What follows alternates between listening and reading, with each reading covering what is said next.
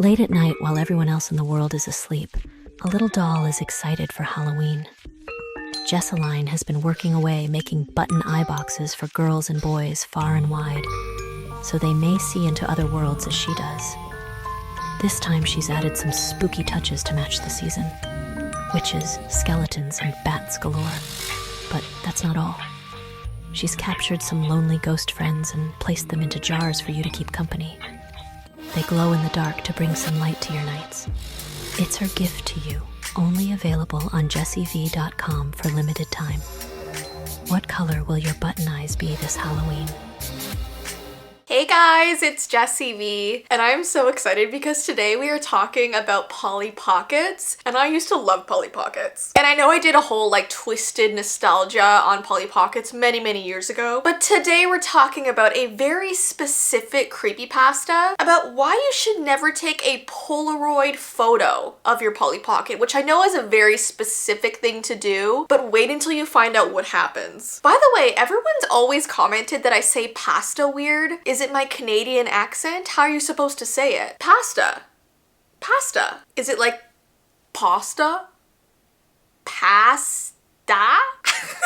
I literally don't know. Before we get started though, this is my last announcement about the button eye boxes. We are almost sold out. We have a handful of them left, so thank you guys so much for all of your support. If you would like one, it is a mystery button box that I made all by myself, inspired by the Coraline movie. Every single box has different color button eyes, so it's a mystery. You can take them out, use them for selfies. Every single box also has a little pocket pumpkin inside that matches the vibe of your box. It is so cute. So if you would like one before they are all gone, I have linked them down below. And also, if you would like to win this new spooky green backdrop, all you have to do is be subscribed to this channel, turn on your notification bell, and then head over to my Vee Vlogs channel and comment the spider emoji on our recent video. We just did a video where we went to Toys R Us and looked for the creepiest toy in the store, and we found two. And why are they selling these things to children? So you won't want to miss that. Everything is linked down below. Okay, so let's get right into today's story. This is about a girl named Sandra, and back in 2008, she had gotten a Polly Pocket for her birthday, along with a Polly Pocket house. She was absolutely thrilled, as we all were, when we received Polly Pockets. She immediately ran to her bedroom, set everything up on the top of her desk, and began to play with it. She decorated the entire place with her tiny furniture and posed Polly in every single room, but there was something she needed to do to commemorate the moment. She needed a photo of her amazing work. Problem is, back then, in 2008, such a long time ago, kids really did not have cell phones. And the cell phones that were around were flip phones. They looked like this. The photo quality was terrible, okay? There was no point in even taking a photo. So she ran to her closet and started looking through all her things for her digital camera. The last time she used it had been at the zoo, but she couldn't find it anywhere in all the mess. And her mother walked into her room as she was throwing things around the room, taking stuff out of her closet, and her mother was like, "What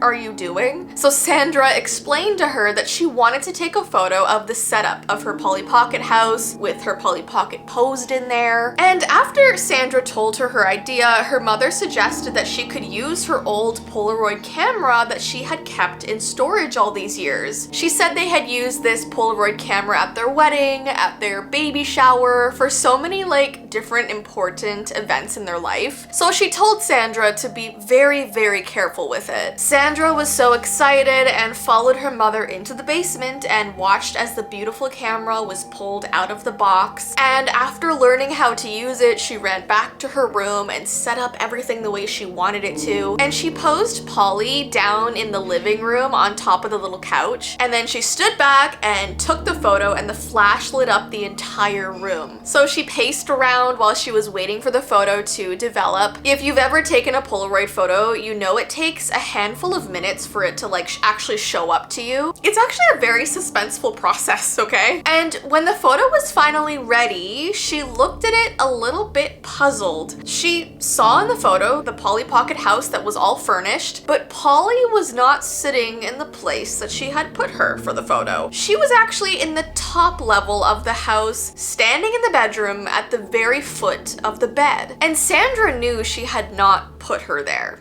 right? Unless she was just so excited to take the photo and she completely forgot. Right before she went to bed, she took a bunch of more photos of her house, putting Polly in different rooms, and she decided to leave the pile of photos on her desk undeveloped so she can go to bed and wake up and see what they all looked like in the morning. It kind of gave her something to look forward to before she was gonna go to school. That night, it was raining so hard she could hear the pattering on the roof of her house, and she struggled to sleep with all of the lightning coming through her windows, so she covered her eyes with the blanket and was eventually able to fall asleep. And in the morning, she ran over to her desk to look at the photos, and at first they seemed totally fine, but as she looked through them, she noticed that Polly's face looked a little strange, almost distorted. Why did she almost look like she had this wide smile in some of the photos? Because obviously this doll is made out of plastic. Her facial expression should not be changing in the photos. But despite this kind of strange finding, Sandra was still proud of her photos and hung them all up on her bedroom wall. She decided that before bed, once again, she would take a bunch more photos, put them on her desk, and look at them again in the morning. She wanted this to kind of be like her nightly ritual. That night, there was another storm, which she found to be so weird, and the lightning kept her up once again, and she made a promise to ask her mom to buy her a sleeping mask the next day so she wouldn't have to deal with these bright storms anymore. Morning came around and she ran over to her desk, picked up the photos, except what she saw could not be right. She was so shocked that it took her brain a moment to actually comprehend what she was looking at. All over her desk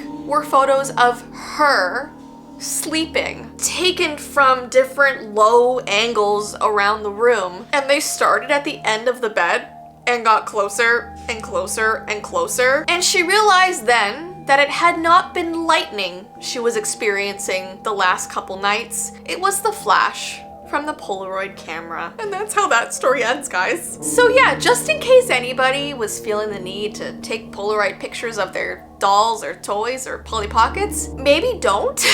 Anyways, guys, I hope you enjoyed this very odd creepypasta. If you want me to do more videos like this, give this video a thumbs up and let me know. And don't forget, if you would like the last of our stock of button eye boxes, I have linked them down below. And don't forget to head over to our vlog channel and comment the spider emoji on our recent video. But I hope you have an awesome rest of your day, and I will see you in my next video. Bye!